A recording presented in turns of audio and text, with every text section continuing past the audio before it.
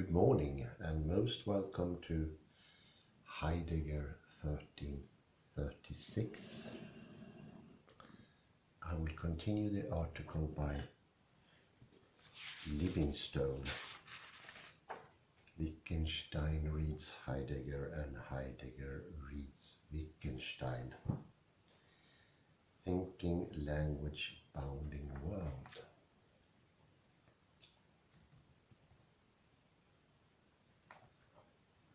In the previous lecture of 1335, I went through when Heidegger mentioned Wittgenstein.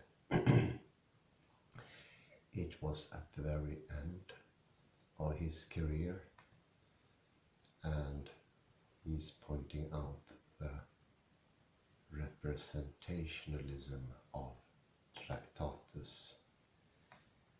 He is not too happy with it. He feels it to be a gespenstige statement. And this, of course, is the statement "Wirklich ist, was der Fall ist." Maybe the most famous quote from Tractatus.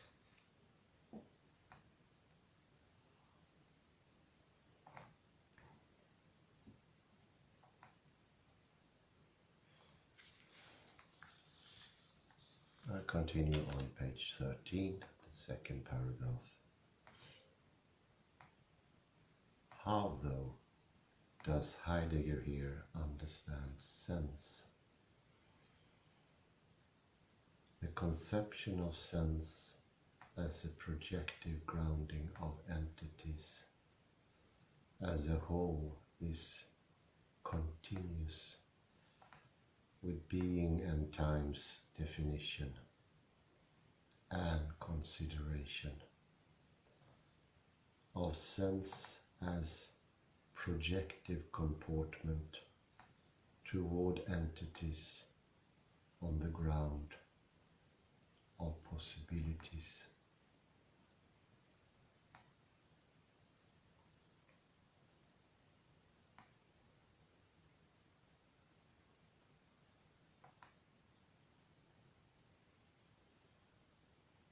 In being and time,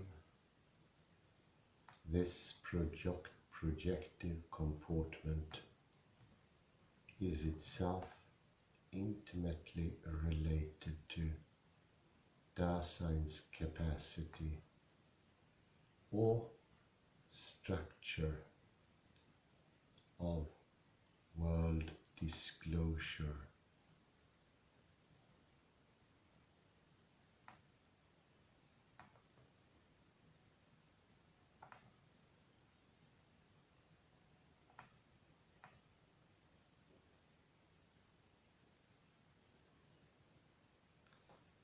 And to the way in which this structure allows entities to appear as unconcealed or in truth.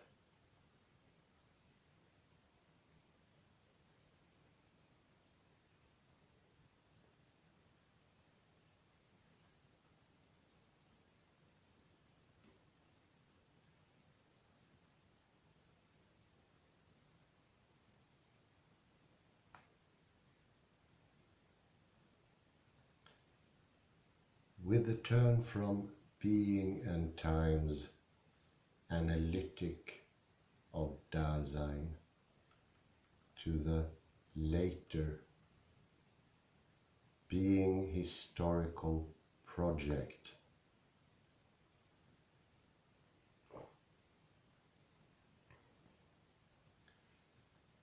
truth,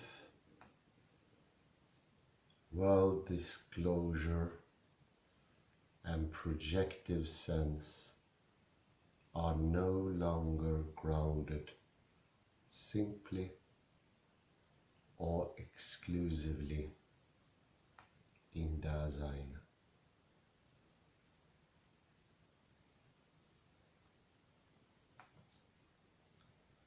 But rather in the prior structure of a clearing, open which is itself a precondition for Dasein as well.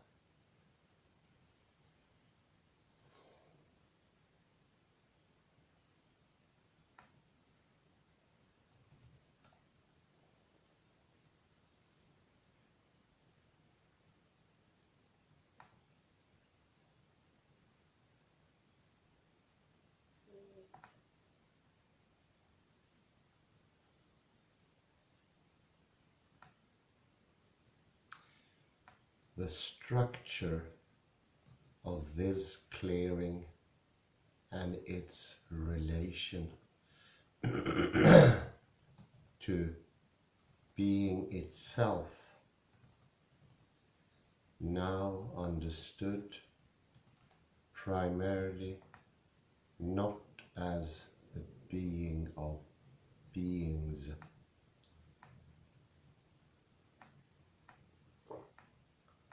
but rather in independence of entities.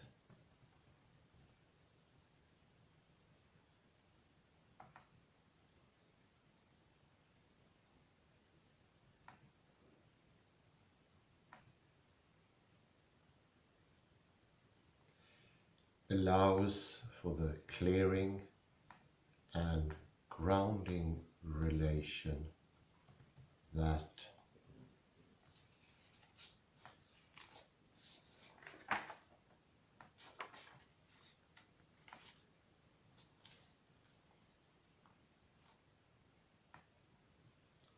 that multiply determines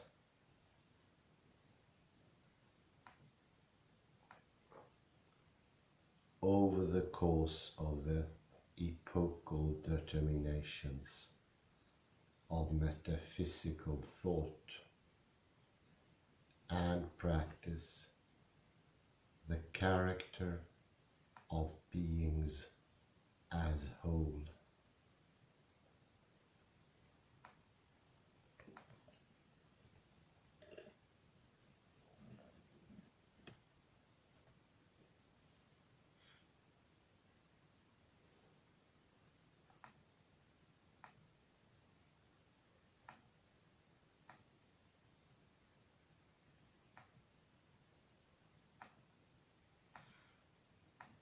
In particular, returning to the 1969 passage, whereas Aristotle thinks the ultimate ground of beings as a whole as energia,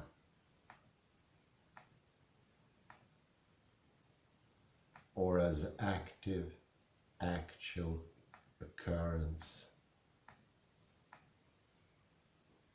A being or entity itself is here thought as hypokeimenon, or as substance.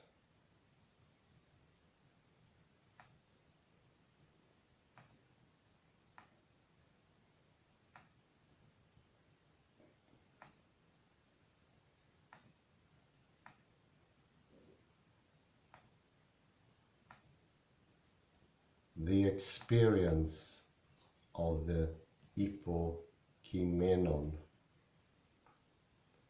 as it is thought and understood by the Greeks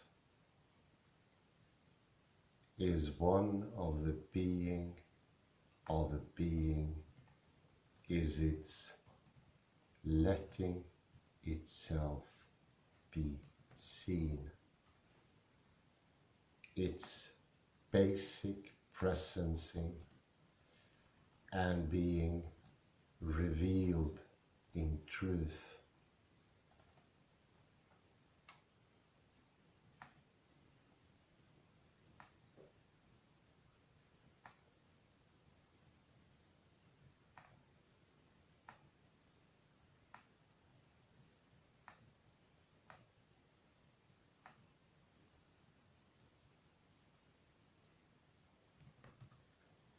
This experience of beings in the Greek sense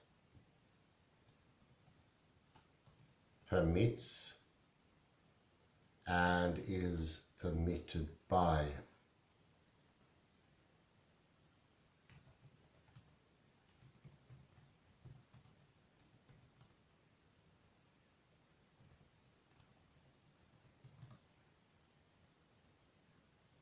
Heidegger suggests an experience of what being is.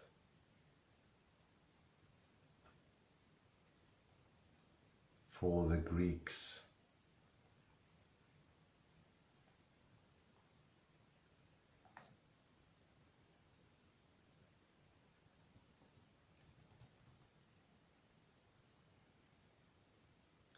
namely presencing and disclosure.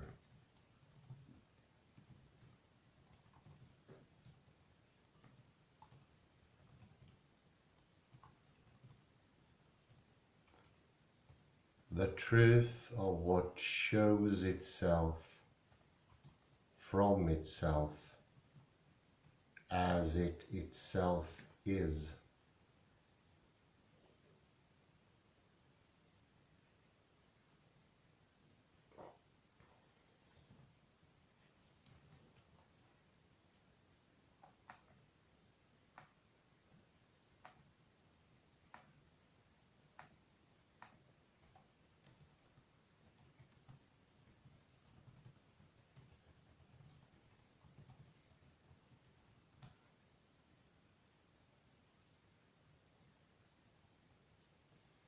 Such an experience of beings not only remains faithful to their underlying character as it shows itself,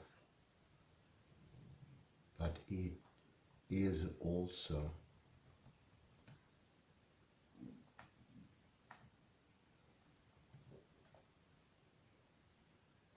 Heidegger says, so rich and so concrete that its synonyms in Greek connected to the underlying meanings of truth.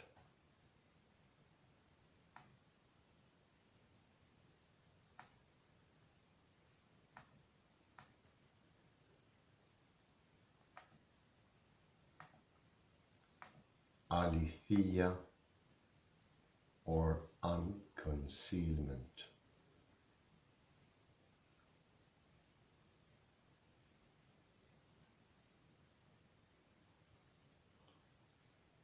And indeed, to the very meaning of what it is to be a phenomenon at all.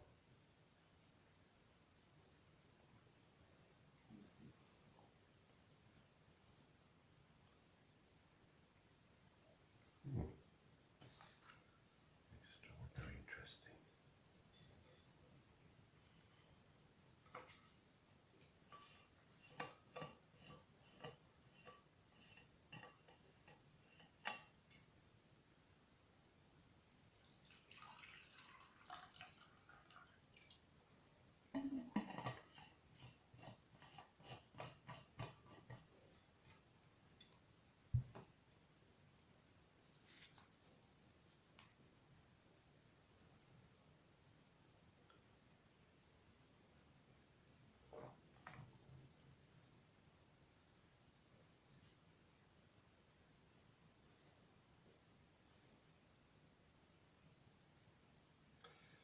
At the same time, however, understanding the individual being or entity as hypokemenon already essentially involves understanding it in relation to the structure of a logos.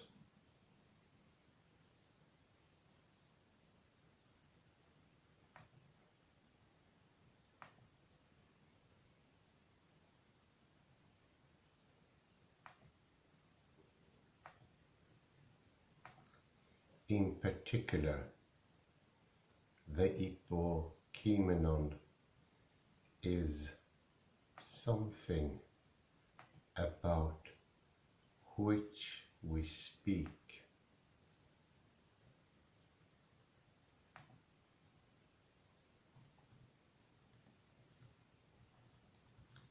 What is named in the grammatical subject of a sentence.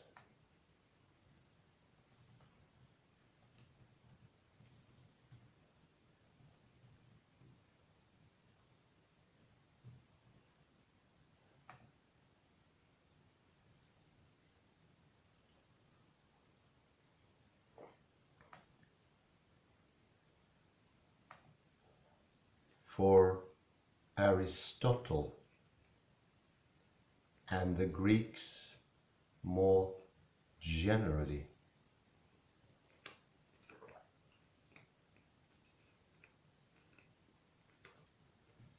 the definitive character of individual entities is thus understood on the logical basis of the structure of the aserotoric sentence.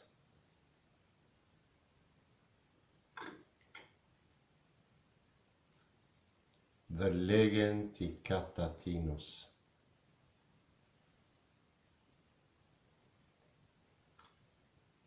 i.e., a saying of something about something.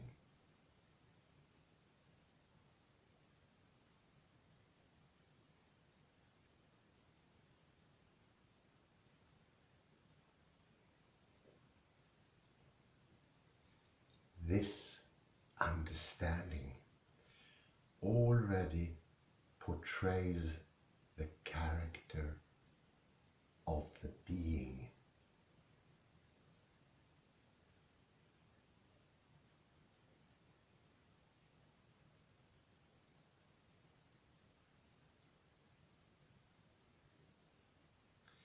Here, the substantial bearer of the reference of the grammatical subject.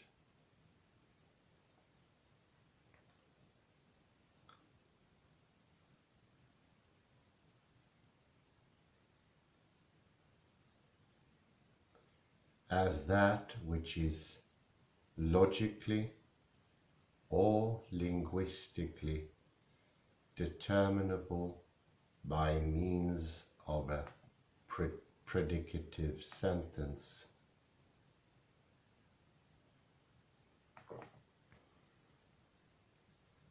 That ascribes to its properties or determinations.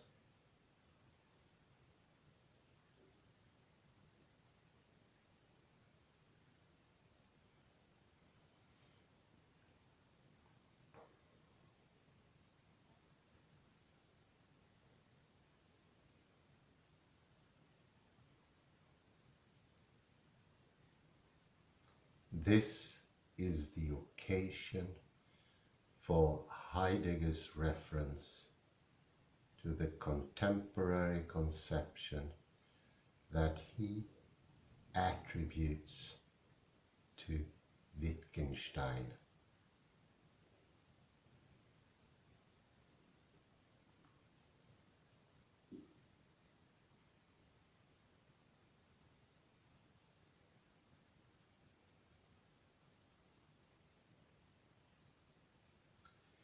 According to which all that exists is the real in the sense of the logically and predictably determinable or determined.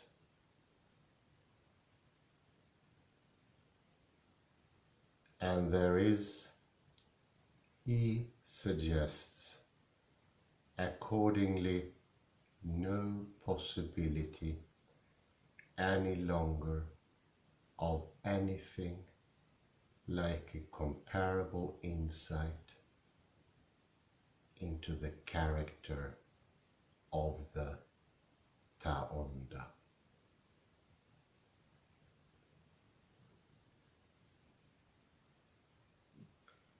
What opens or grounds beings as a whole.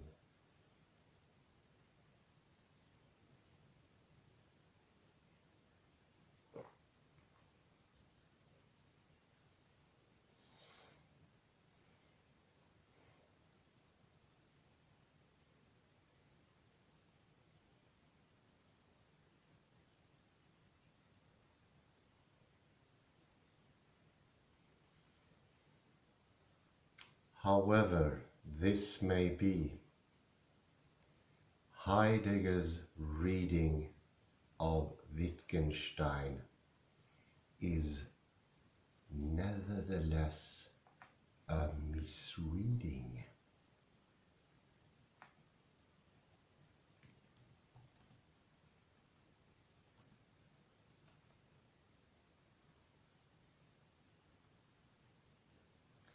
In an even more direct way than is Wittgenstein's earlier reading of Heidegger.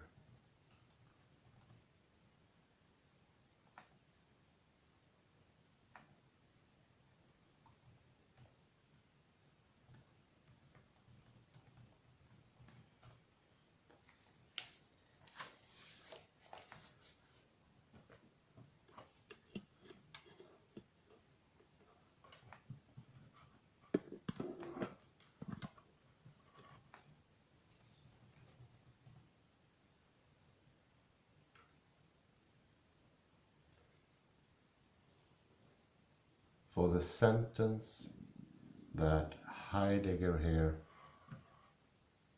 attributes to Wittgenstein is a direct misquotation.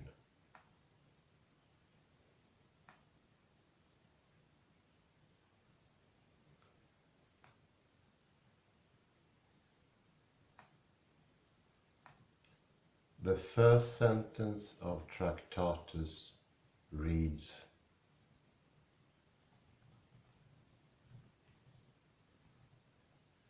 "The world is all that is the case."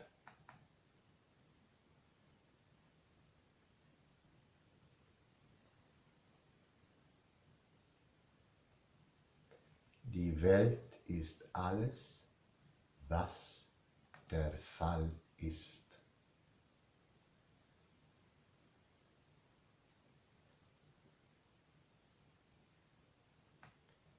Heidegger misquotes this as, "The real is what is the case."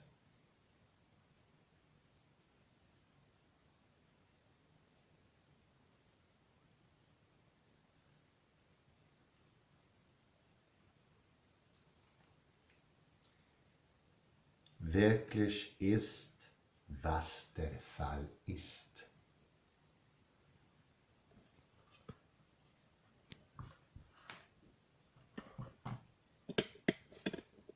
For you who read German, you know there is a considerable gap in meaning here.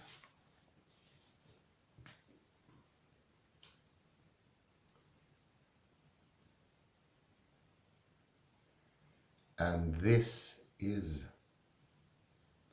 in fact, no innocent substitution.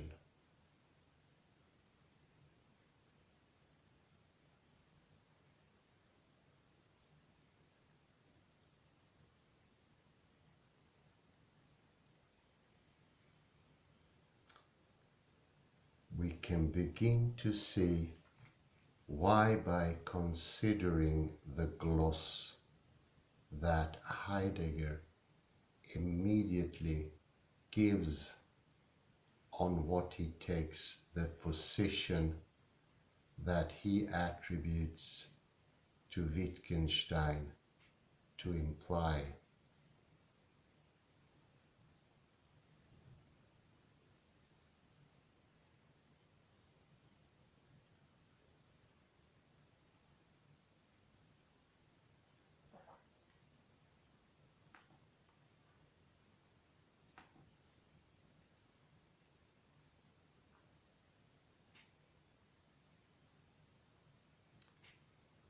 That all and only what is real, wirklich,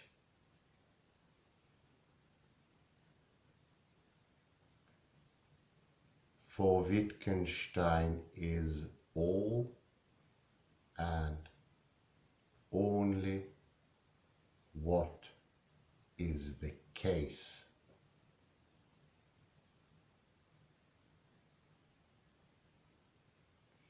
Means, according to Heidegger's gloss,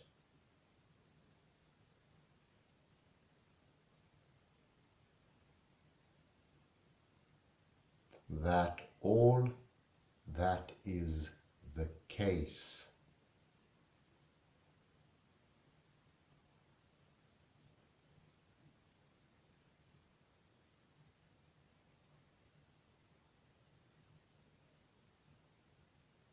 all that exists as an actual fact or real state of affairs is what falls under a determination, lets itself be established,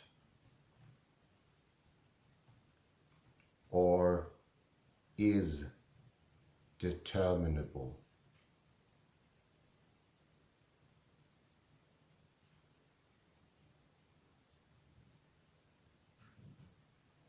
This gloss is almost certainly Heidegger's interpretation of the very next proposition of the Tractatus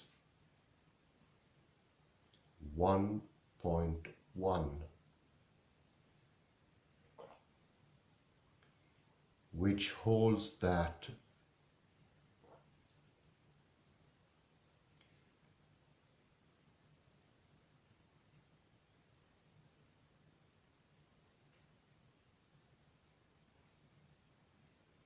the world is the totality of facts, not of things.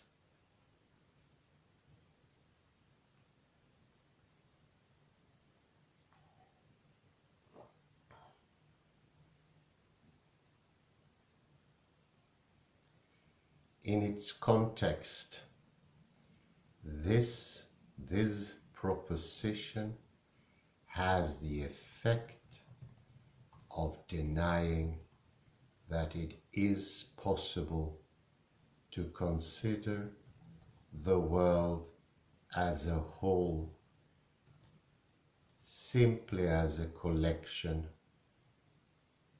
or totality of individual things.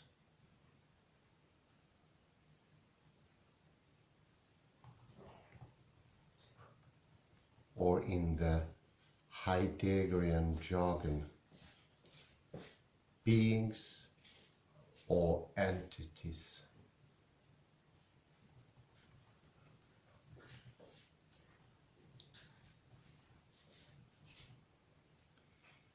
without the further structure given by their logical articulation and formation into facts and states of affairs.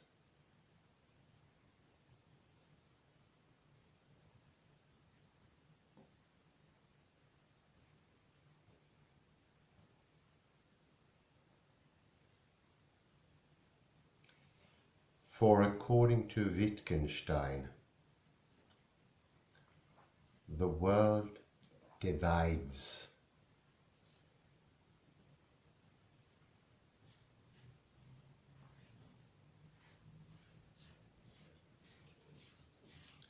Not into things or beings, but into facts.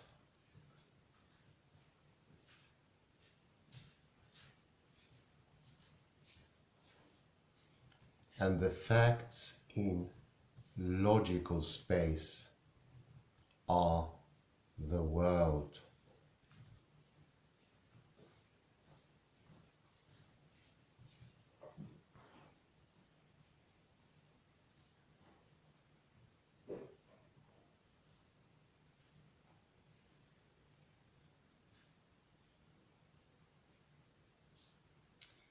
Facts, moreover, are not individual objects, but combinations thereof.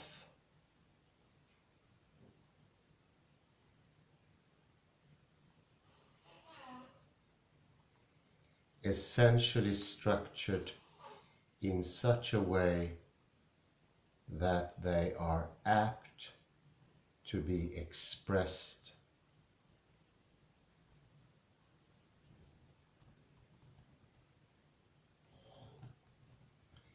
by full assertoric sentences rather than individual names.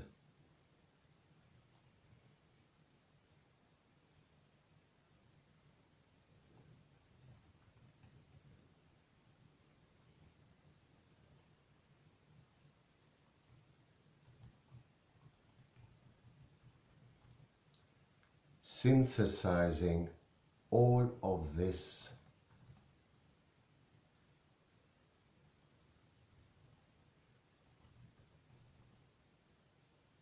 then it is clear that Heidegger takes it that for Wittgenstein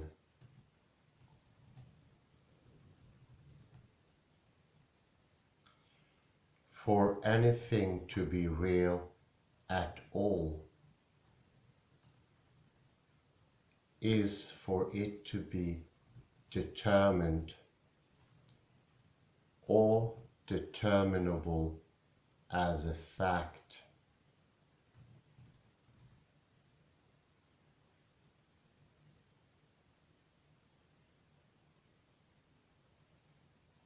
To stand under determination.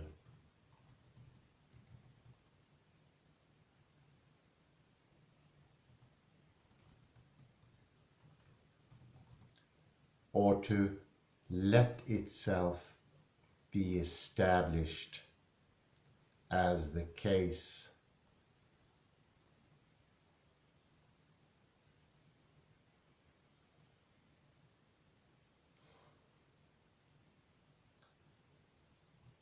This is the determination of a subject by a predicate.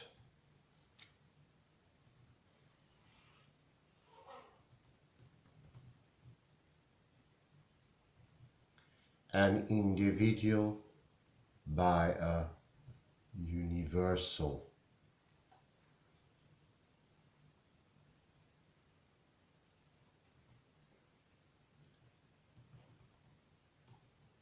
Or an object by a concept.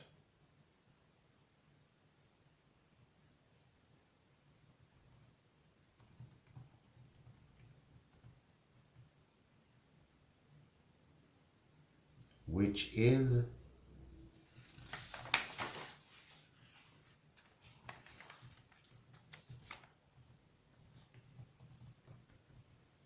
variously thought the underlying grammatical basis of the possibility of any assertoric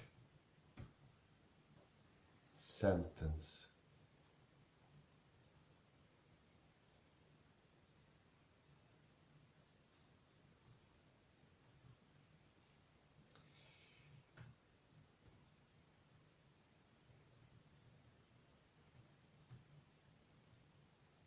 To say that something is the case, then,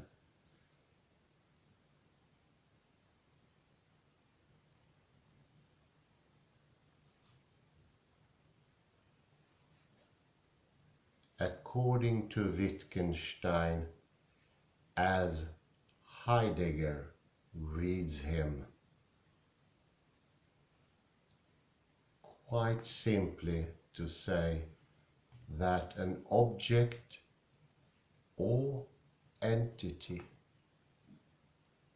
allows itself to be determined in such a way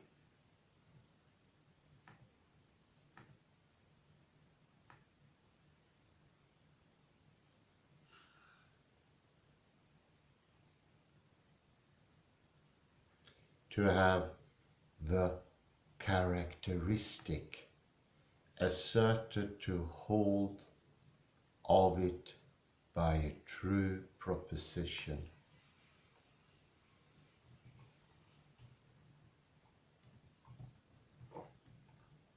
or to allow such a proposition to be established and asserted as the truth.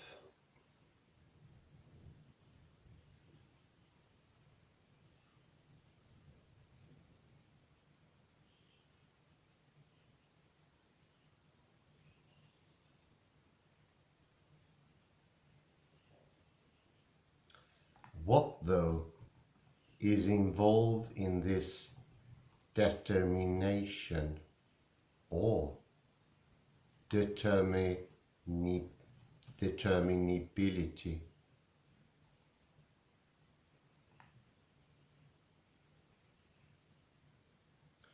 Or in the submission of the nature of entities in general to the ability to serve as substrates or objects for predication in an assertoric sentence.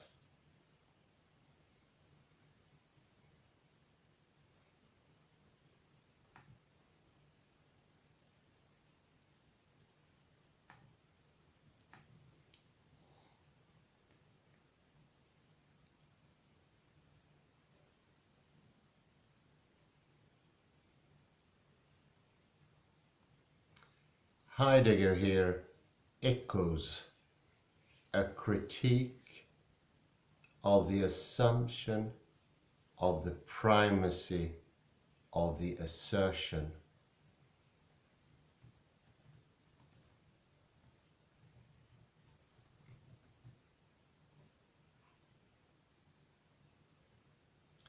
That has deep roots in his own thought.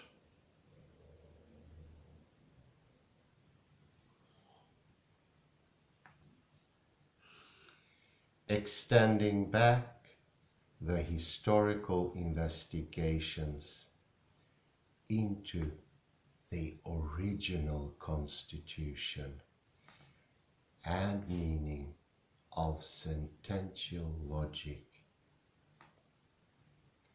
that he undertook already in the series of lecture courses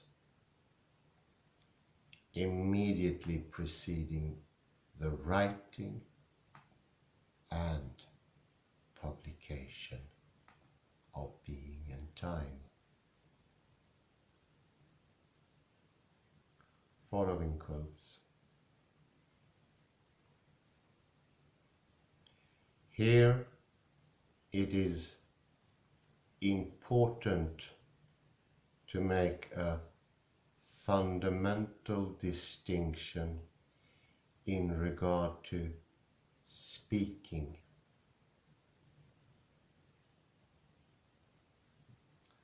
Namely, to distinguish pure naming, onomasein, from the assertion, Aussage.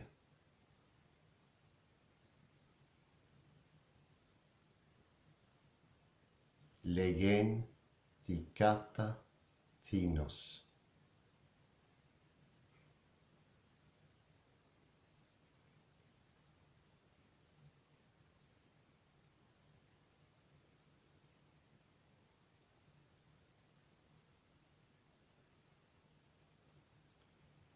In simple nomination, I let what is present, das Anwesende, be what it is.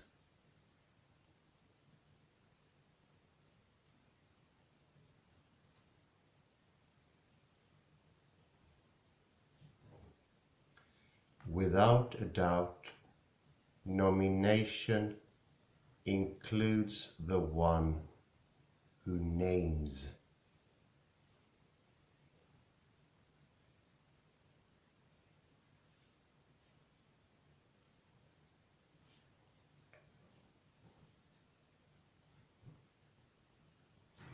But what is proper to nomination is precisely that the one who names intervenes, only to step into the background before the being.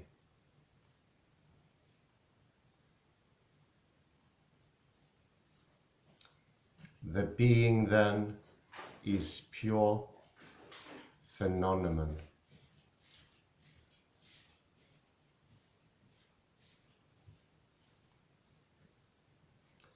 With the assertion, on the contrary, the one asserting takes part in that he inserts himself into it.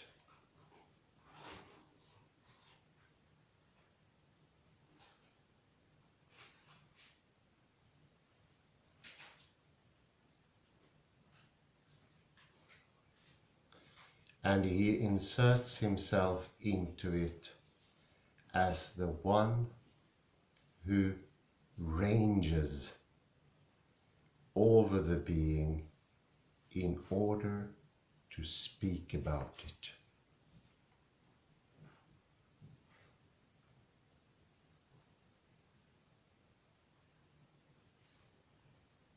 As soon as that occurs,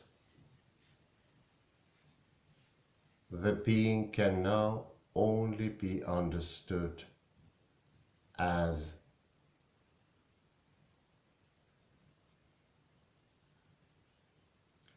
hypokemenon, and the name only as a residue of the apophansis.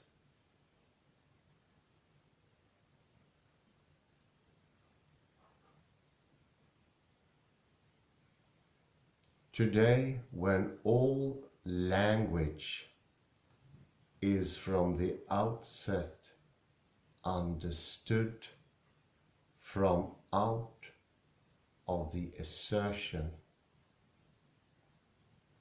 von der Aussage her,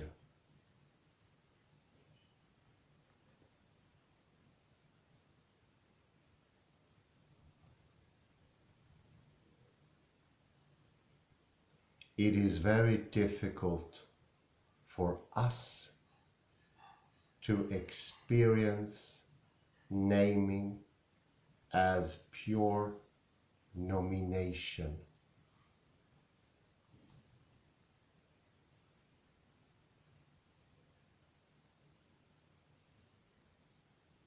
Outside all of cataphasis,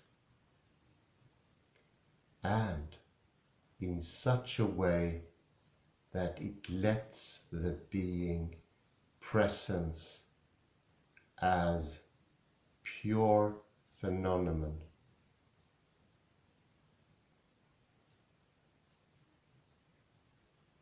As Heidegger goes on to suggest, the determination of the being or phenomenon,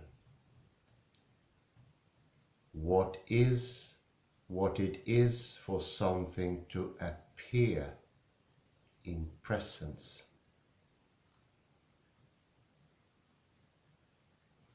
I think that is a good point to make a little summary.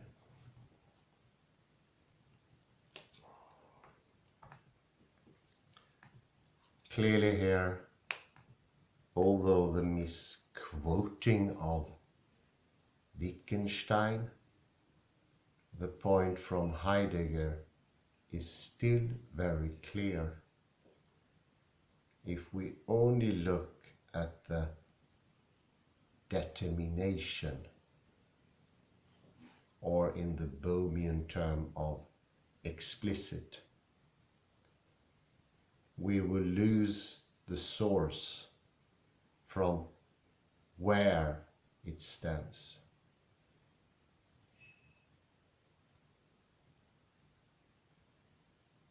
From where does it stem?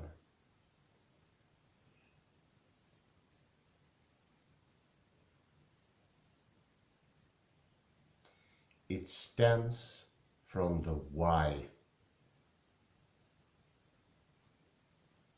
So one could say this is a restatement to go to the why.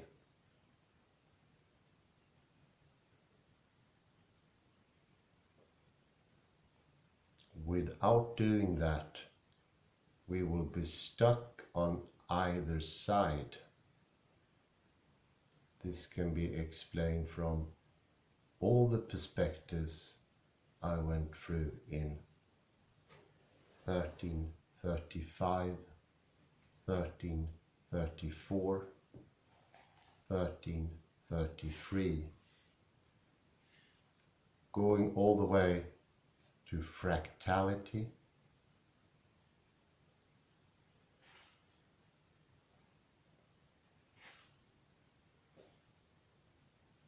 how affordances are relational,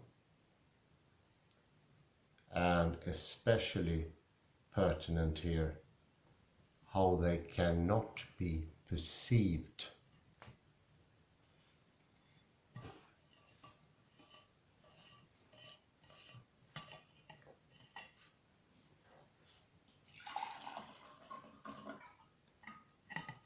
What Heidegger, so to speak, is pointing out in his misquote is that it is not everything in the object nor in the observer. It is in the intermingling.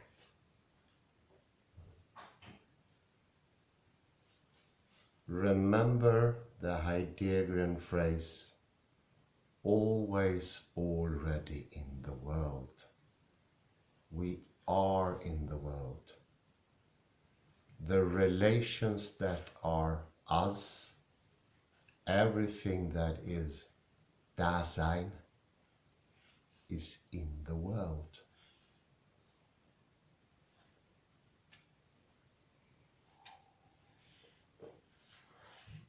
You can compare that to Terry's fractals, she shows that the subject is inherent in how the fractals change. It is like the subject or the observer or Dasein has always been in the world.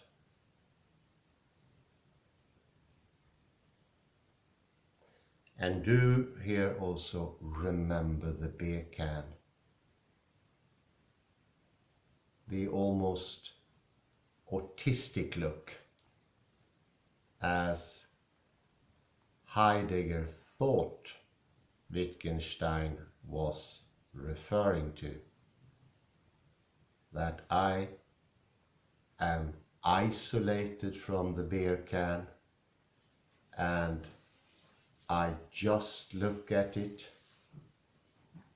and mysteriously I get all of its Sein.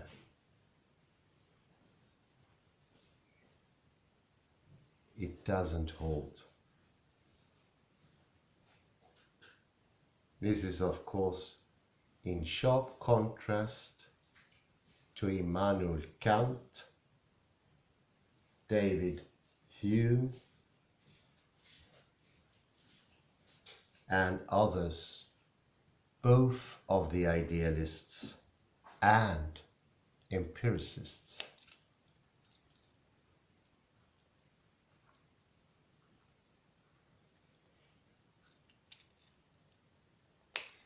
I hope you can see here how the different readings help the understanding of Heidegger, Wittgenstein, and of course the point of Livingston. It doesn't really matter if it's a misquotation. It makes the point even clearer. By the mistake, both Wittgenstein and Heidegger becomes clearer.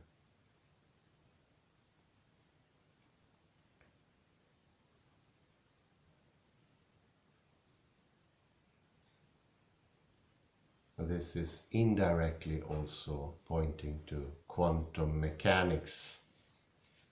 The term therefore, always already in the world, is of course entanglement.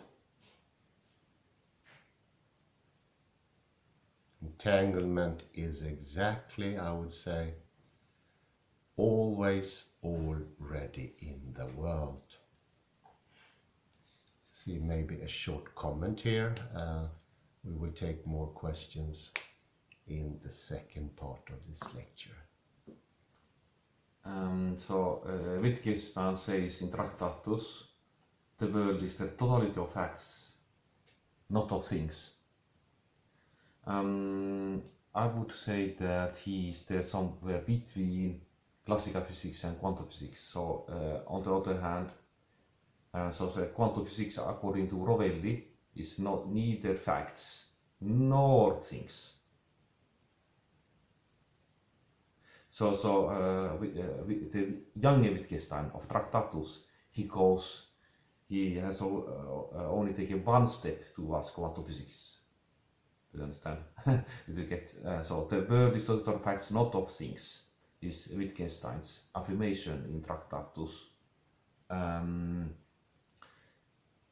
But in one way, I don't know if not necessarily Heidegger misunderstands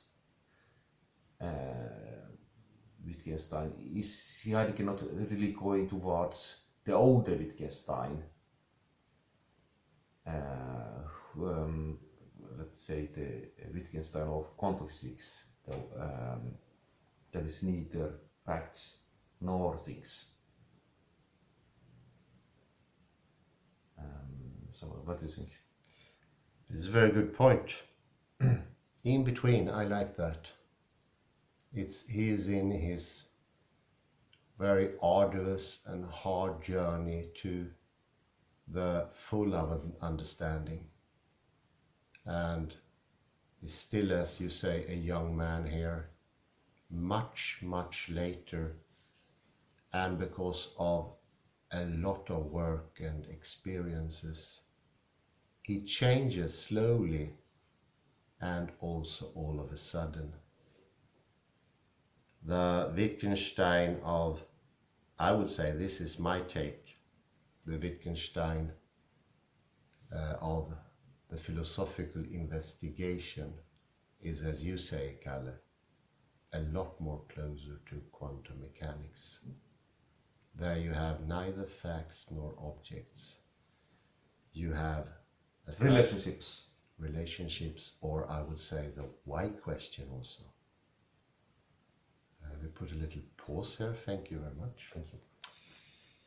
Yes, welcome back. Sorry for the intermission. I will continue with the article and make a little roundup. It's fairly long, but I promise you I will return to it. It's very well written,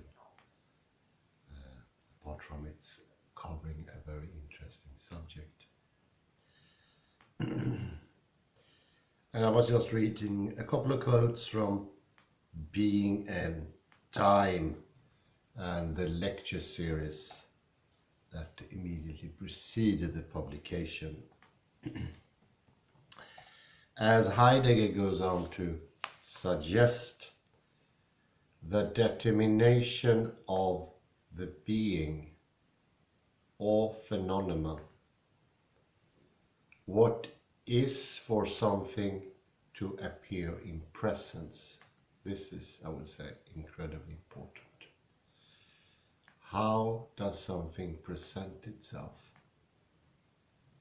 In terms of the assertion and its logical structure of saying something about something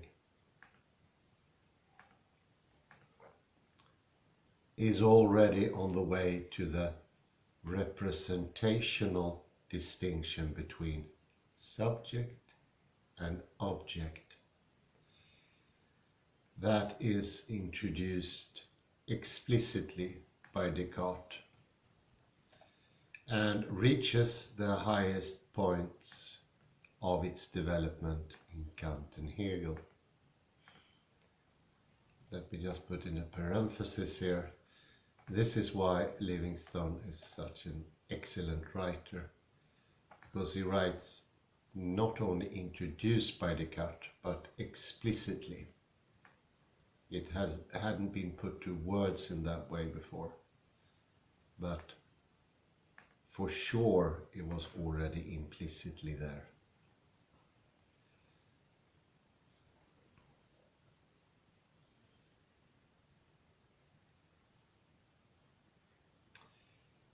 Whereas for the Greeks, things appear for Kant.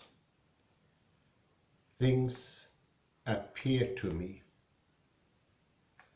This is the ultimate consequence of Descartes' identification of an absolute ground in subjective consciousness and his placement of the human in his position as representer.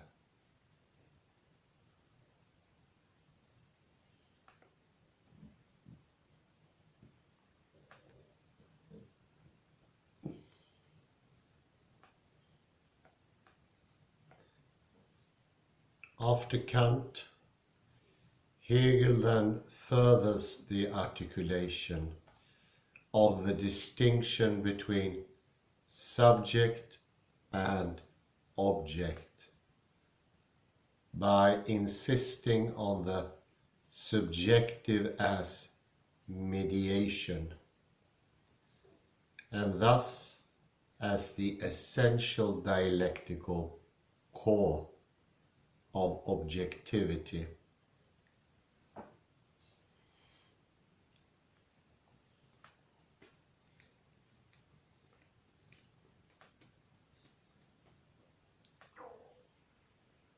The whole development involves an ever greater distancing from the original Greek experience of being as phenomena. Insofar as it means that the subject of consciousness is,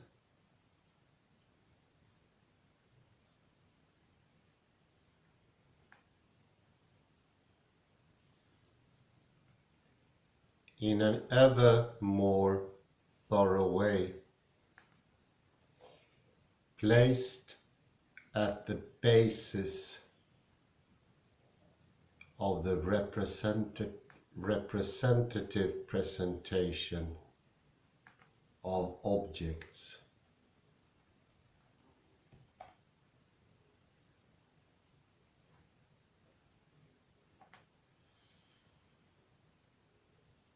And the simple experience of beings presencing of themselves is thereby rendered more and more inaccessible.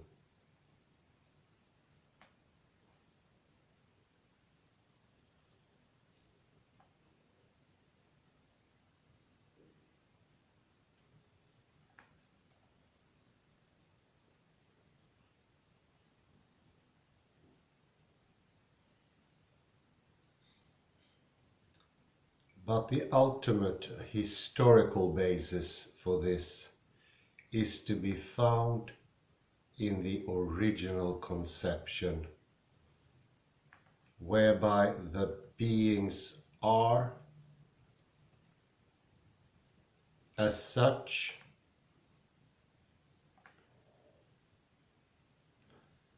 thought as determinable on the basis of the logical structure of the assertoric sentence itself.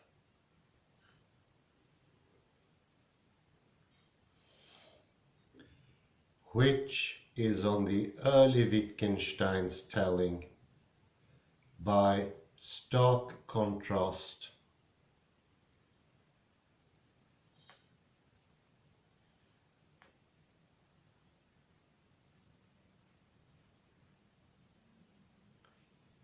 formerly the very basis for any conceivable possibility of meaning and truth.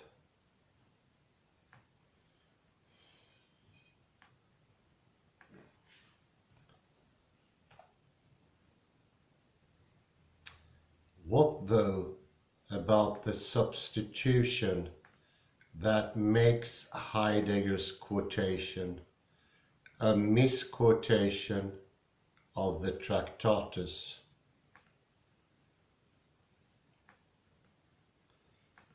The substitution of the real for the world.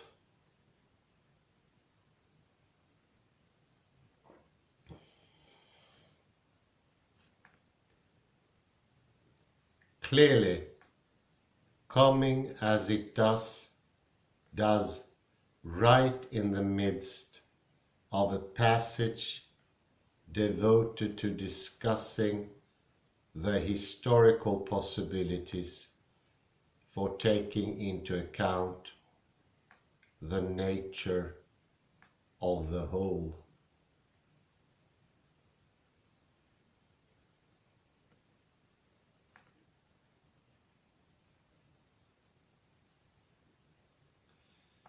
Taunda, or everything that is. In Heidegger's terms, beings as a whole. And it's helpful here, my comment, it's beings with the plural, very important.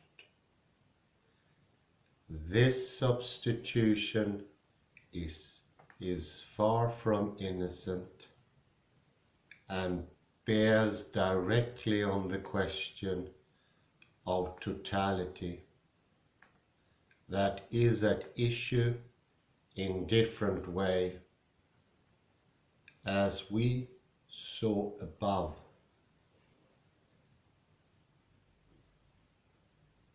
Between Wittgenstein and Heidegger already in 1929.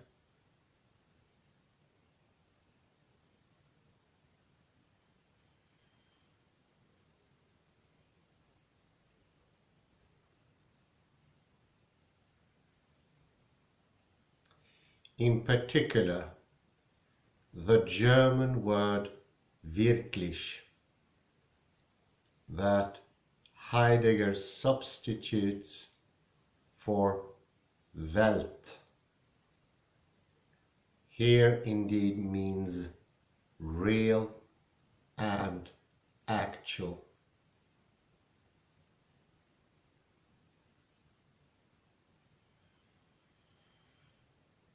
But also has important connotations of effectivity and efficiency.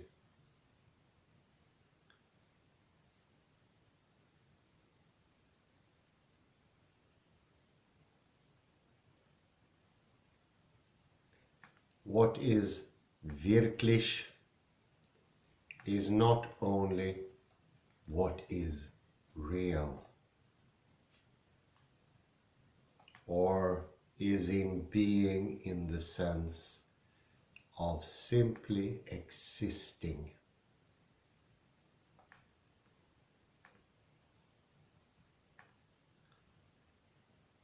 but also what is productive, energetic, or proactive.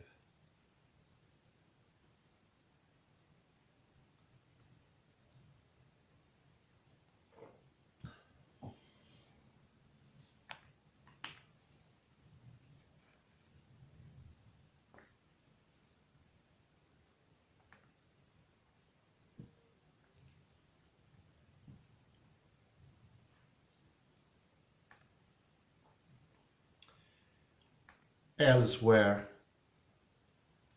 Heidegger had read the progressive historical determination of the nature of beings in terms of a series of transitions in the interpretation of the nature of beings as such.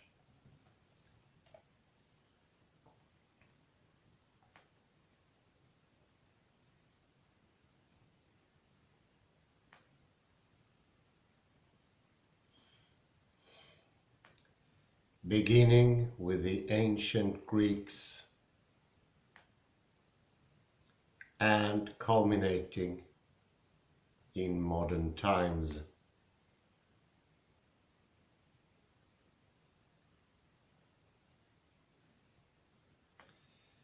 The last stage in this progression, which Heidegger identifies with Nietzsche's metaphysics of the will to power and absolute,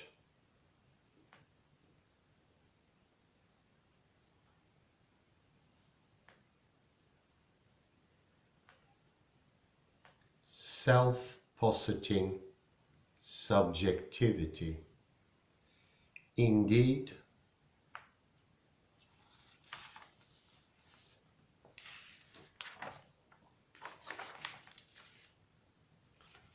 culminates, according to Heidegger,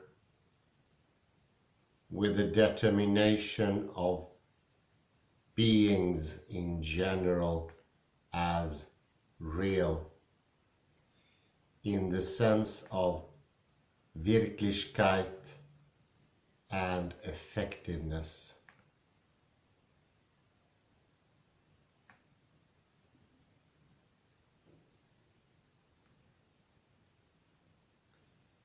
a kind of technological regime of general leveled effectiveness that treats all beings only in terms of their capacity instrumentally to cause and bring about determinate effects.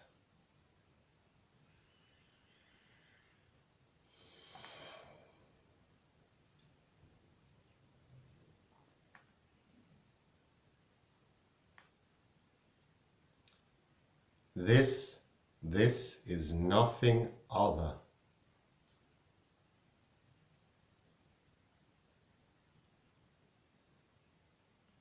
of course than the universal reign of the thought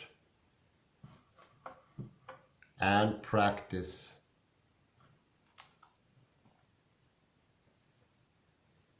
arising from the dominance of what he calls Gestell or enframing.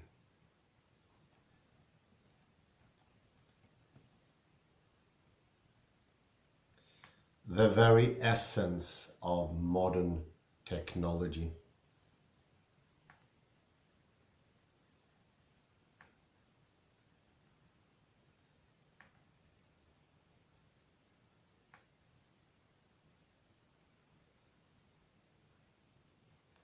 Within this dominance, it is no longer possible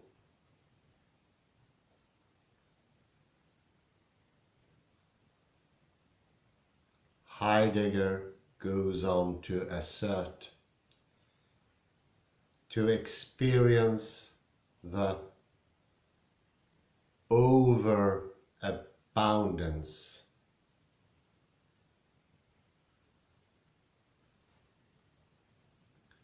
or excess of what presences that the Greeks saw in the coming forth out of concealment.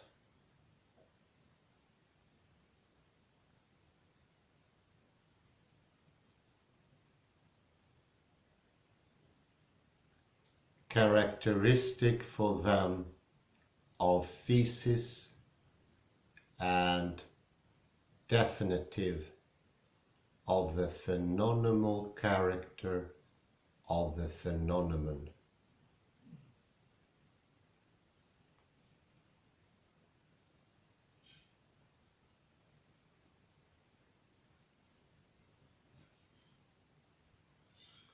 Rather in extreme opposition to this Greek overabundance,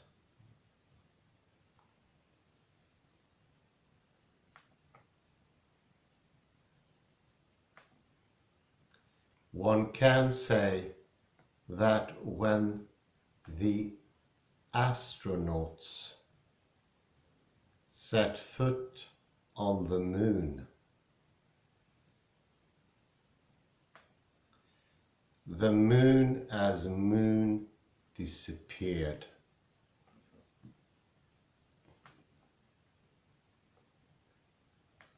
It no longer rose or set.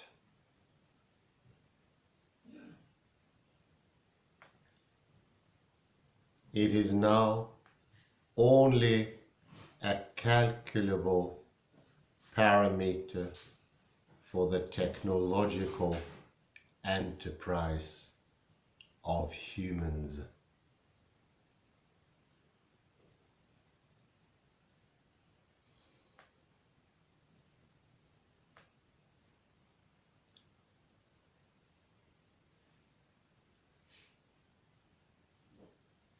However, is Wittgenstein's understanding of the way the structure and form of the world is determined by the logical structure of the sentence.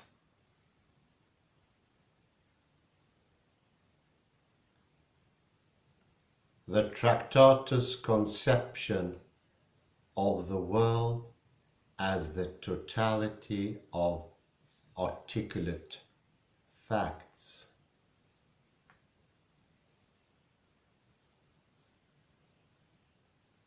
In fact, an example of an enframing attitude in this sense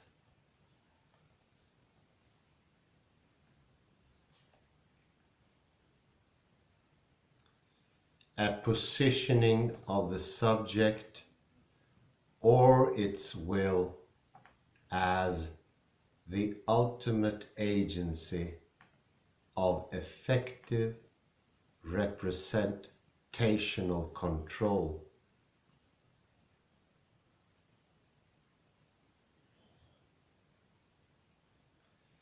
Calculation and production.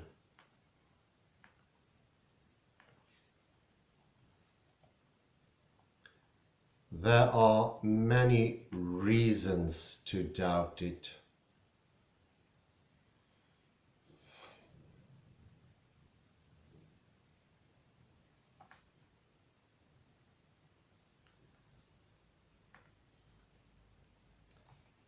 To begin with, Wittgenstein's concern in the Tractatus is not primarily with the assertion Aussage.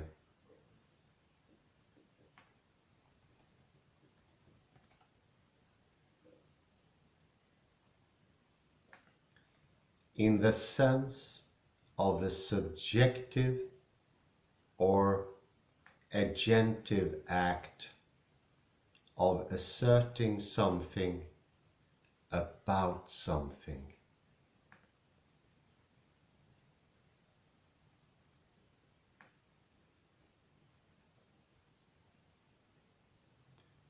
But rather with the structure of the assertoric sentence, Satz,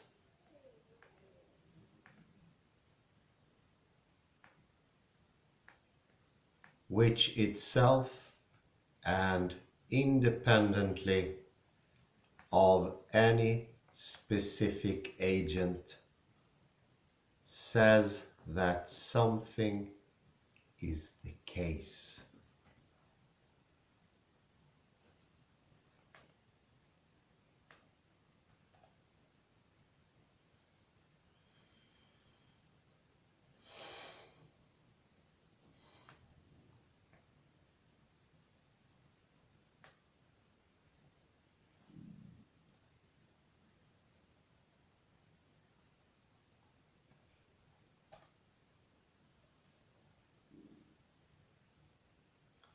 Sentences are connected to the worldly states of affairs they describe, not by means of any kind of subjective act of asserting, positing, or the like.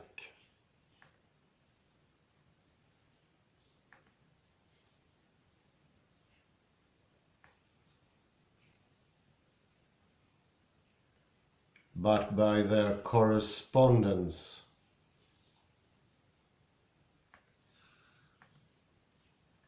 in logical form with the possible situations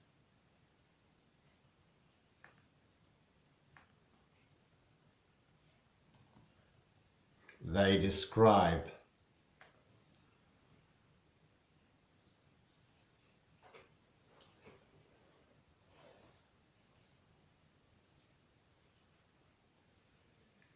the possibilities of this correspondence or non-correspondence, though they are not dependent in any obvious way on subjective decision, activity, or willful determination.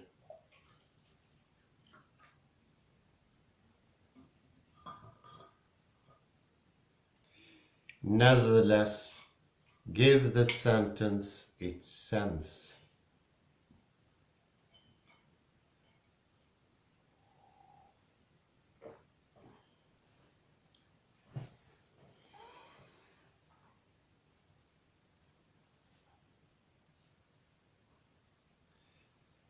The subject enters as such only very differently from this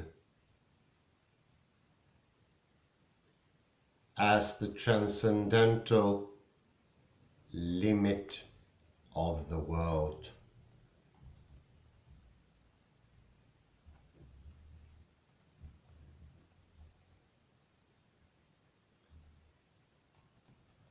And as what it manifests in the fact that the world is my world.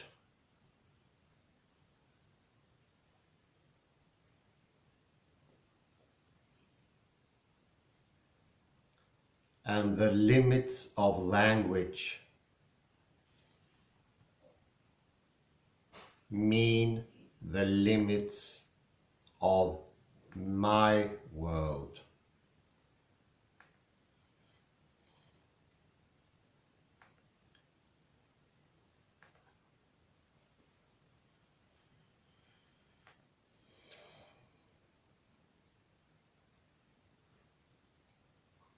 In this sense,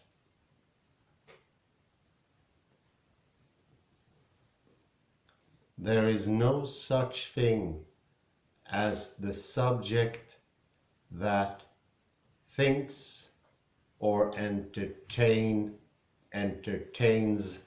ideas.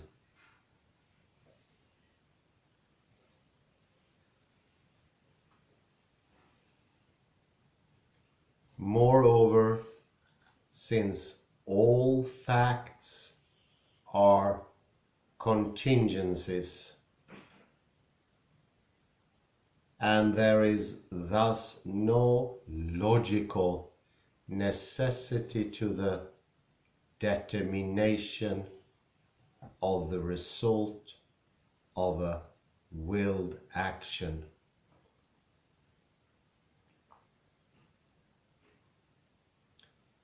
The attempt to produce the good by controlling and calculating effective outcomes must be futile as well.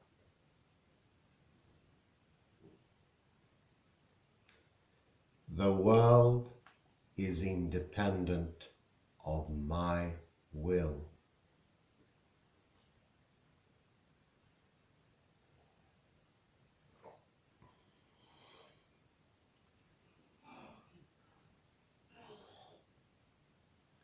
For all of these reasons, Heidegger's suggestion that Wittgenstein's conception of sentential articulation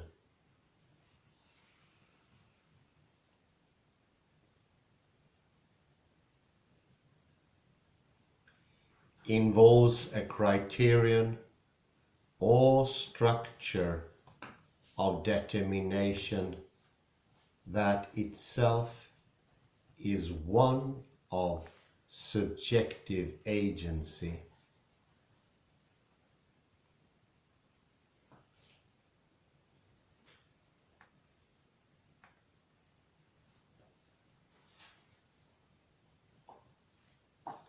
appears misplaced.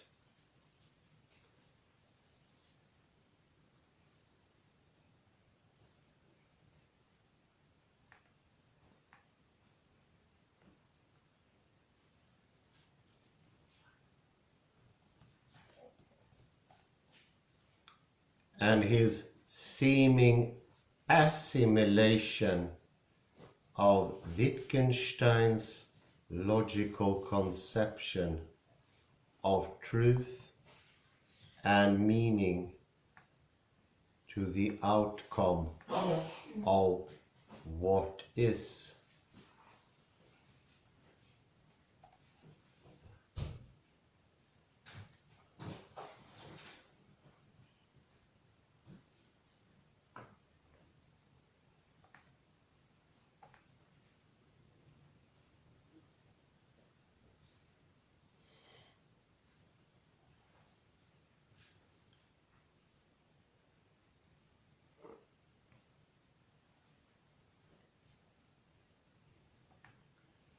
For Heidegger, a vast and complex historical process of logical and technological enframing and determination accordingly misleading.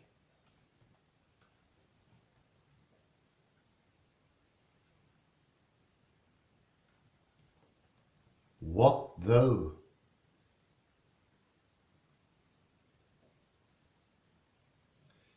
of the contrast that Heidegger draws between the articulate structure of the sentence or assertion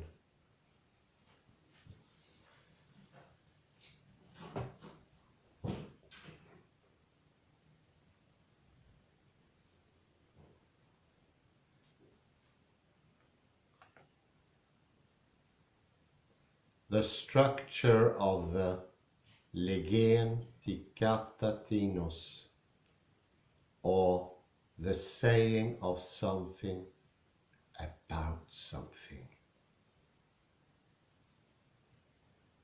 and the simple and direct naming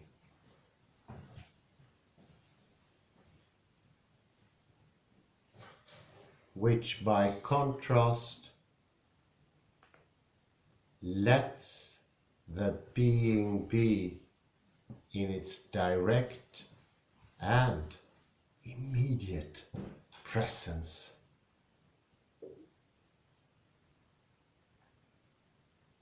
One might certainly see parallels between Heidegger's underscoring of the distinction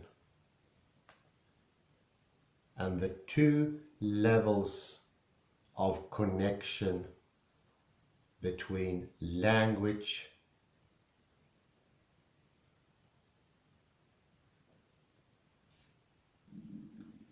and the world that the Tractatus's official theory of truth and reference maintains. Those of names on the one hand and descriptive sentences on the other.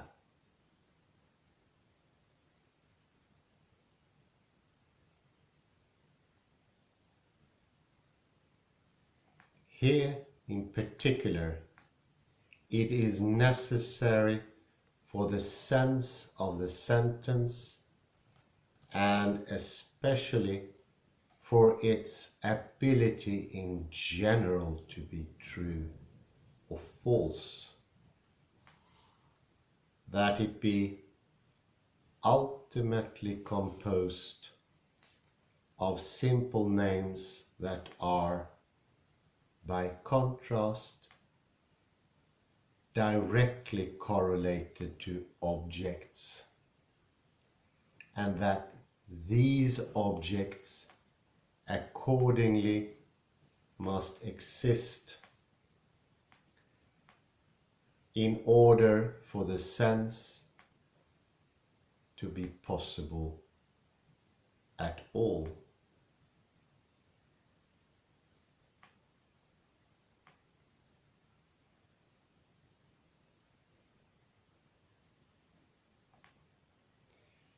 Both accounts then would seem to bear problematic witness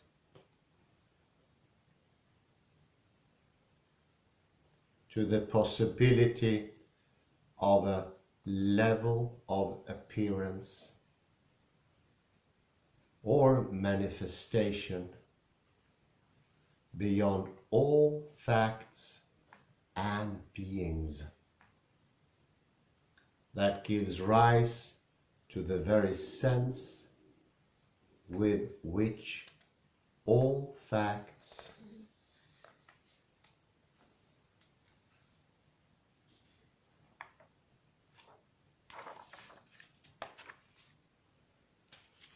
and worldly beings are endowed.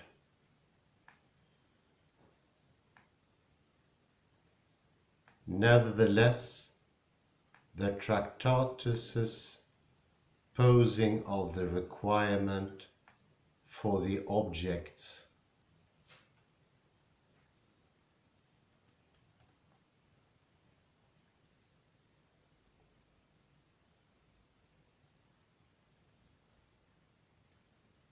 correspondent to simple names or namings, far from simply letting beings be, immediately raises the question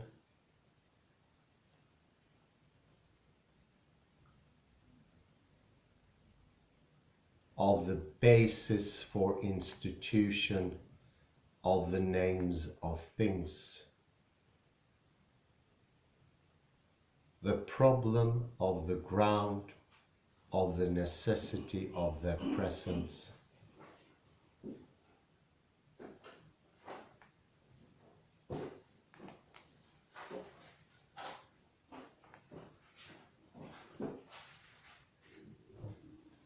What appears in the Tractatus as the very substance of the world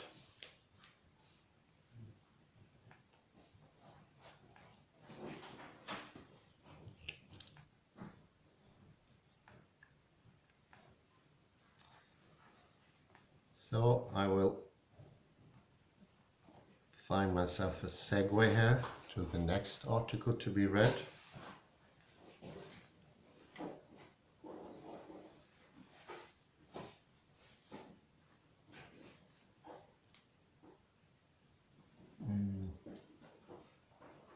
All right, 1 hour and 35 minutes of this video. I think in that case I will continue another 10 minutes and then make a summary here instead. We'll have to take the Nisbet a bit later. It's better to make a summary.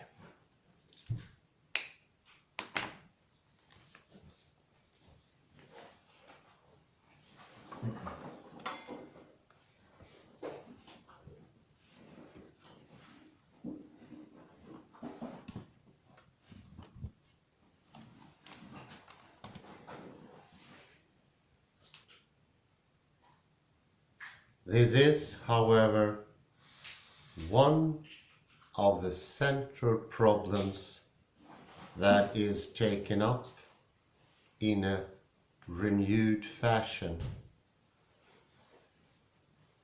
alongside the critical interrogation of the necessitating force of logic and of the efficacy of rules in the determination of their instances.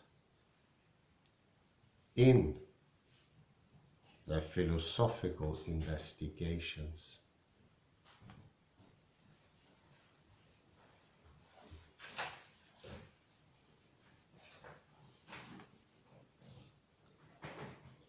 Here, the later Wittgenstein's critique of the metaphysical picture of the Tractatus takes the initial form of an interrogation of the assumption of what has to exist.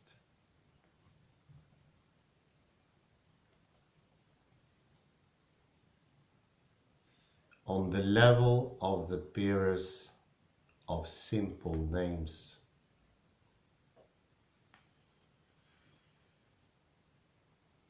And a correspondent investigation of the idea that the speaking or understanding of a language consists in the operation of a calculus according to definite rules.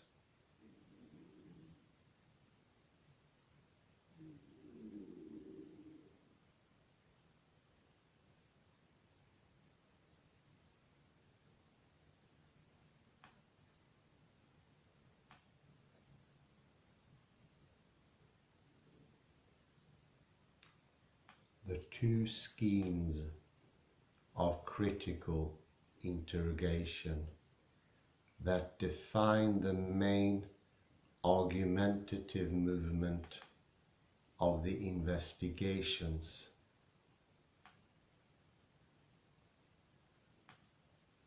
The so-called private language argument and the rule-following considerations.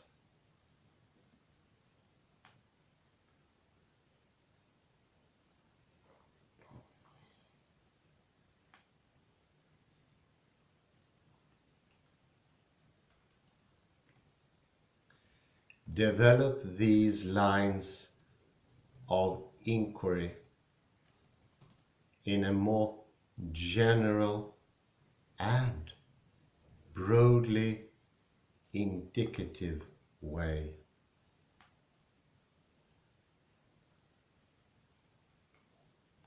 Critically investigating and raising deep problems.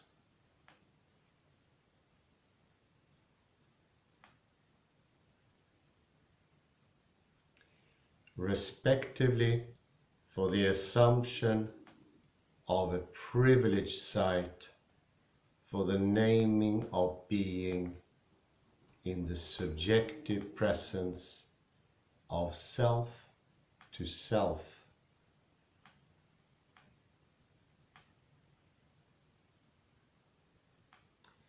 And that of a guarantee of the unitary sense of a word in the effective repeatability of the rule as a self-identical structure unto infinity.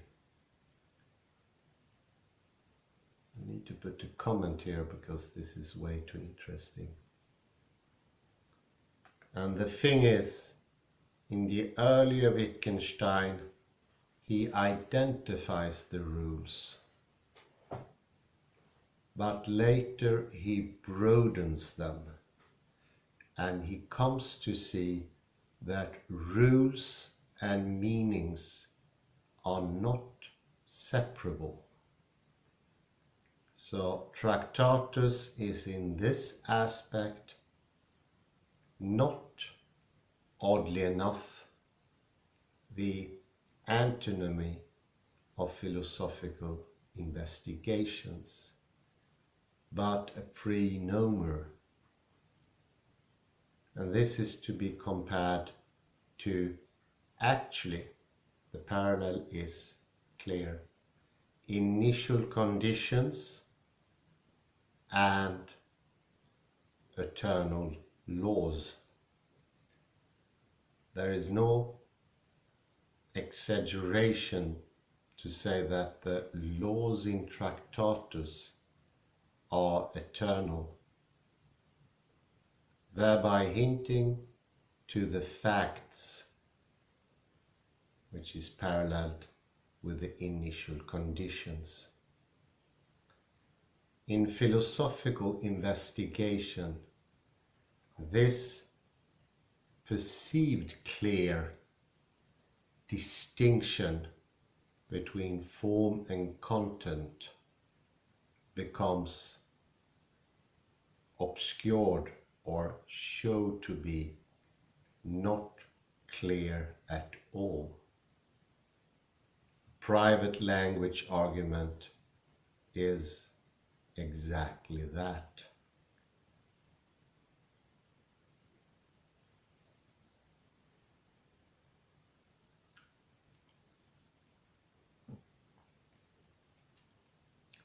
Also remember the builders who made a wall. The slate cannot be separated for the rules governing the slate.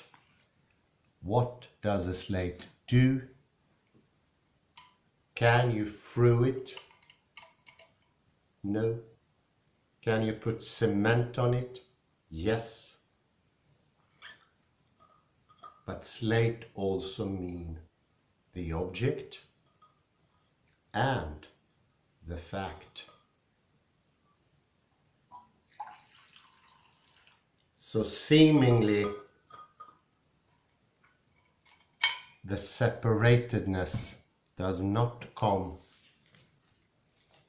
at the surface, it comes at another level, and preemptively separate them. This is what Heidegger reacted to. Although on false grounds, but still informative. I will continue till 45. If the critical investigation of these problems necessarily displaces the theoretical tendency to assume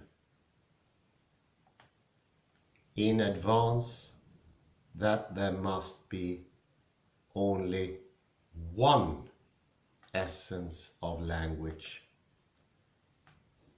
or one way of characterizing or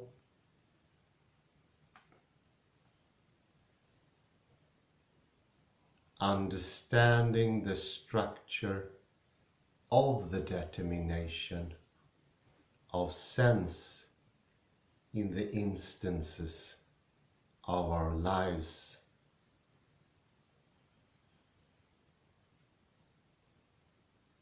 It is nevertheless possible to see both lines of critique as embodying complementary challenges to the unitary configuration of assumptions broadly characteristic of a form of life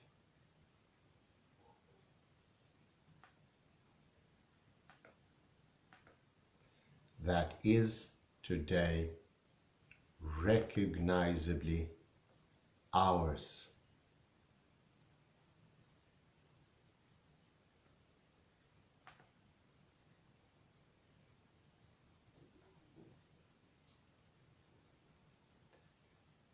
This is the configuration of, on the one hand, the capable subject of lived experience, which makes the possibility of representational experience the criterion for the actuality of any object.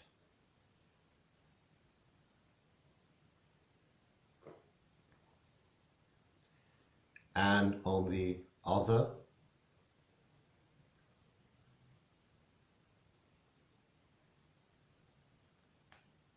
the effectiveness of regular and rule-defined processes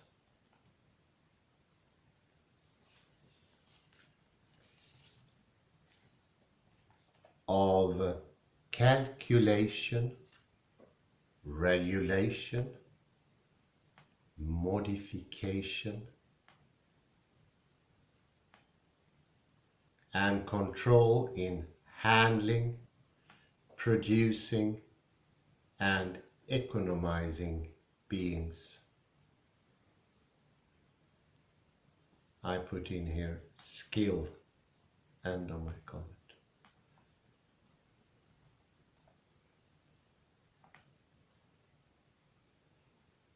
What then, finally, is the force and effectivity of logic in relation to the relevant actions and events of this life?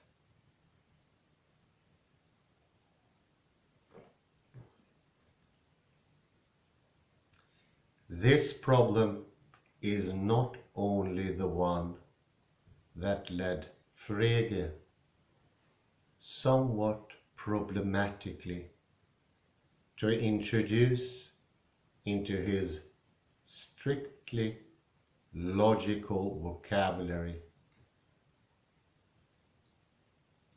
for the expression of inferential relations among contents as a distinct symbolism for the separate operation of assetoric force or judgment.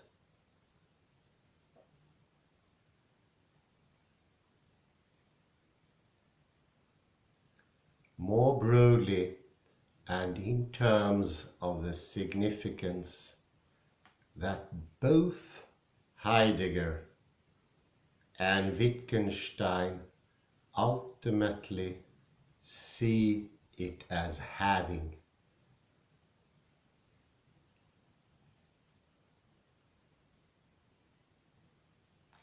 It is also the problem of the effectivity of systematic, mechanical, formal, or calculative rules in general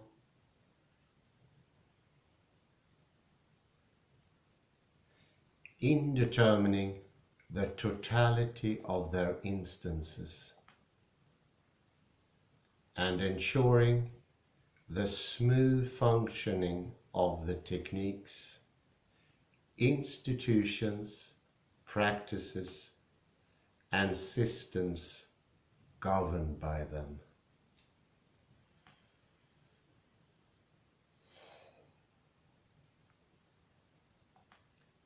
Correspondent to this figure of the effective functioning of rules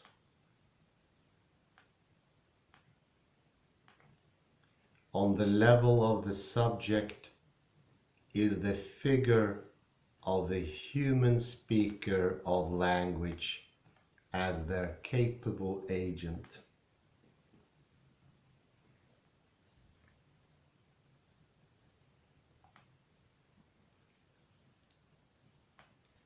But if the role of practices in our life were to be thought beyond the figure of human capacity, if, in other words, the possibilities of our world or life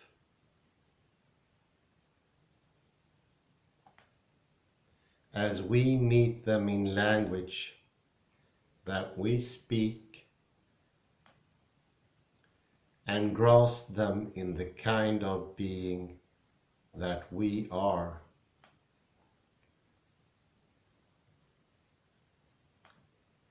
were determined otherwise than on the basis of the subjective capacities of an effective human agent,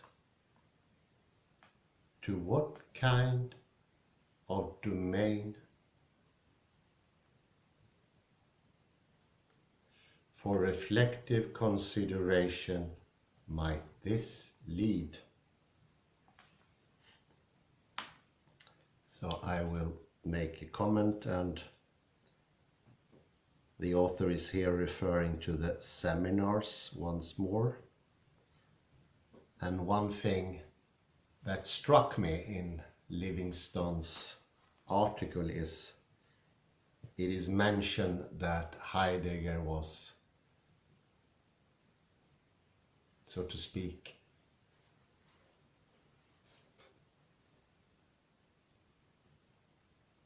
bit down the mood of what being in time had not achieved.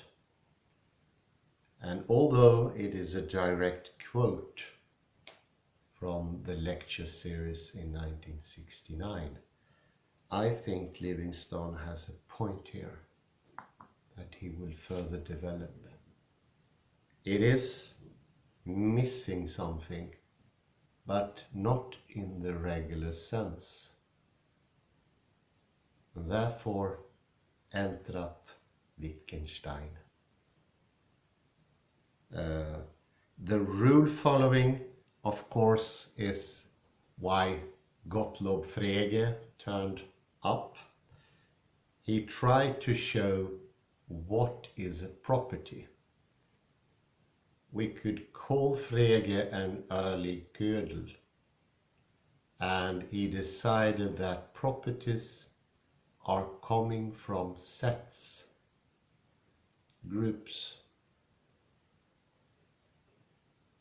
Gottlob Frege was without a doubt one of the biggest geniuses of the 20th century, especially in mathematics and logics. It was a letter from Bertrand Russell, who later came to be a friend of Wittgenstein's, that disrupted the rule-based distinction between observer and observed that Frege had envisioned. It was a simple letter. It was sent out of friendliness. But Frege's world after that caved in. It is a complex thing, but oddly enough, amazingly simple. And I think that's an indication. Of course, some of the sentences here sounds forbiddingly complicated. But trust me, it is not that difficult as it sounds.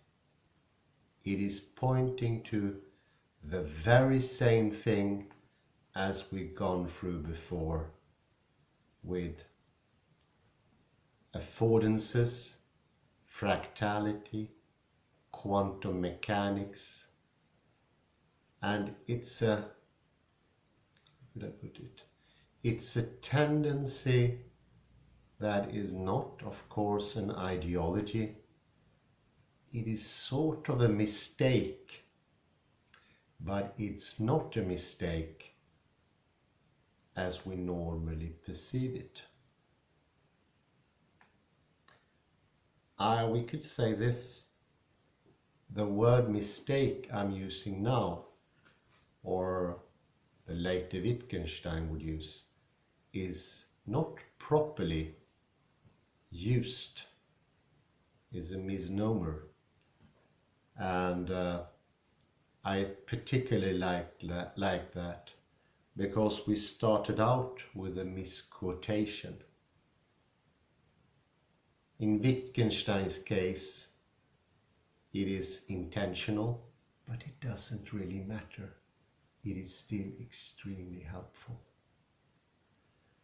And slowly one understands what the problem is. Intertwined, intermingled, entangled, or why not private language case, or always already in the world. They are sort of pointing from different localities in knowledge, if that metaphor comes about.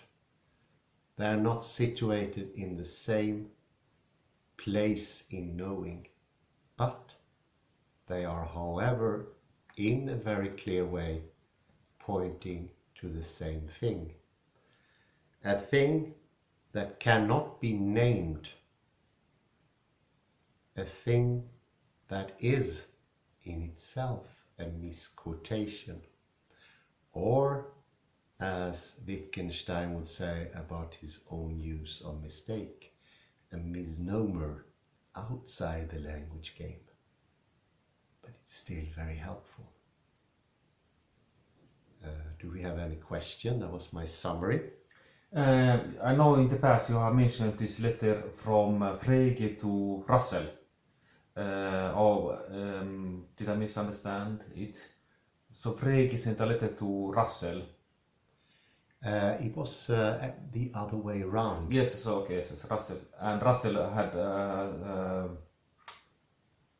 found a contradiction in Frege. How was it? Can you please remind me of it? It is not a contradiction in the normal terms, but and of course Russell wanted to be helpful.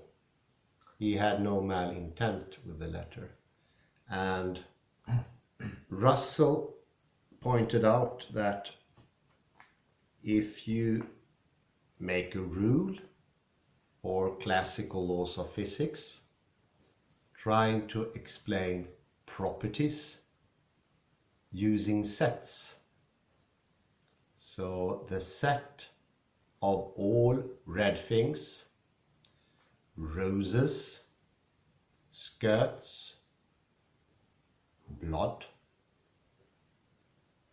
and so on, the totality of that makes up the property redness. So it's a construction of a rule-based system, not too far from what Wittgenstein, or even better, how Heidegger perceived Wittgenstein did in the Tractatus. This is why the misquotation is so helpful. Trying to construct rules for the distinction between us and the world. And what Russell wrote was, to put it simply and short, how about the set of things that do not belong to a set?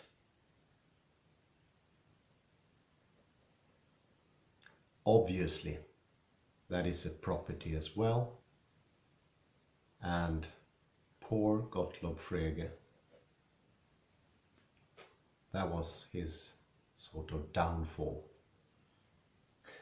So if I understood you correctly, so Frege said that roses are roses, okay, and blood is blood, but then, so to say, Russell went there between and said they have things in common, redness, and that disturbed Frege.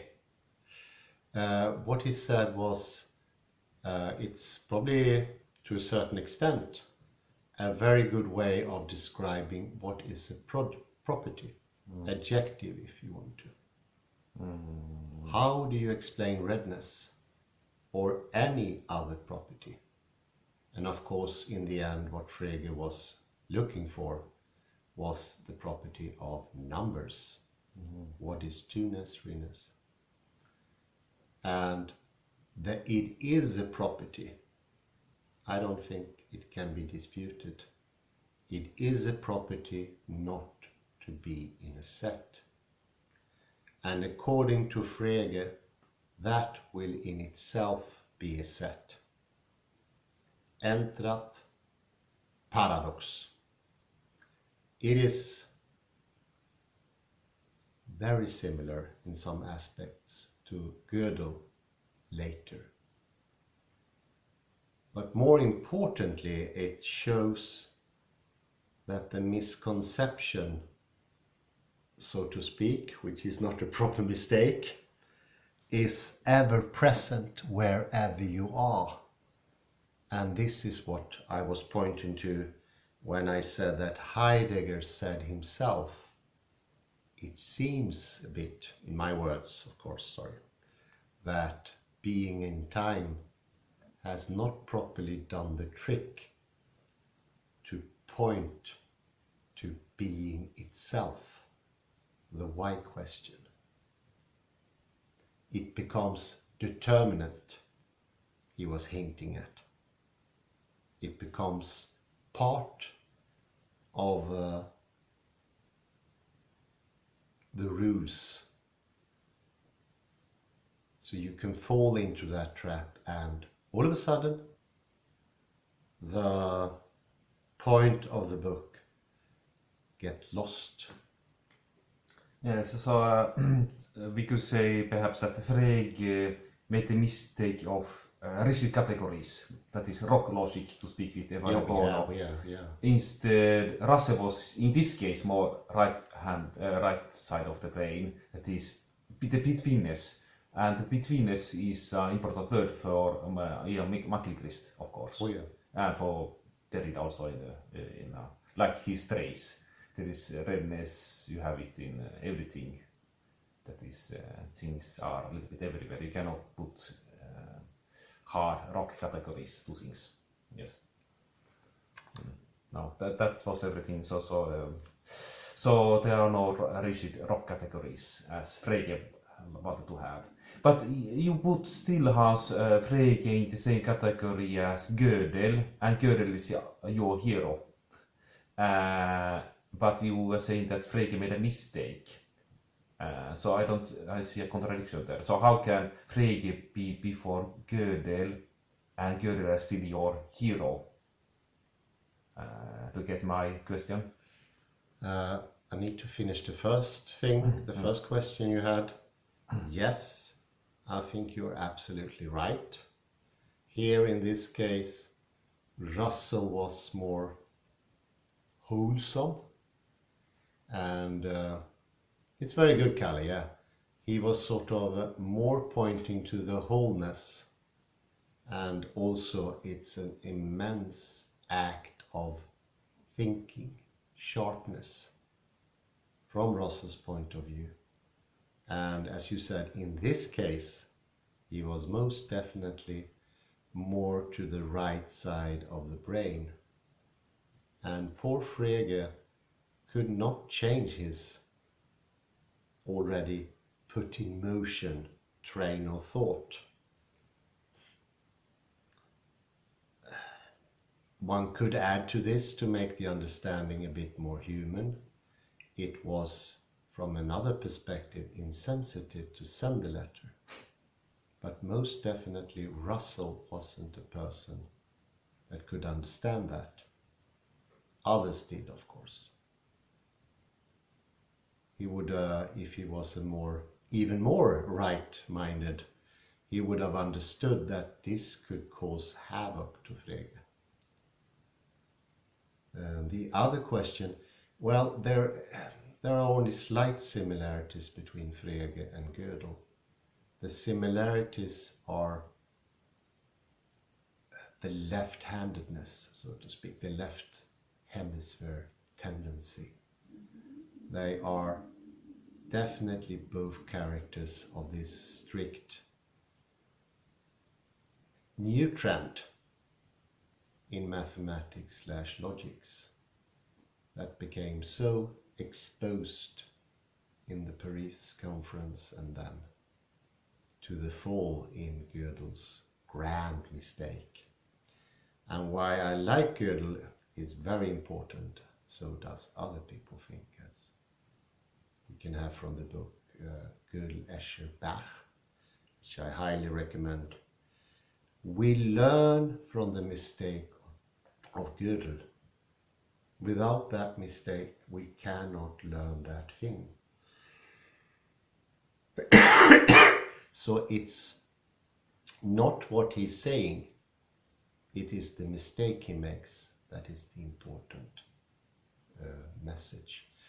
And I also claimed, and I still stick to that, without understanding that mistake, the journey will stop. You will be stranded in the left hemisphere.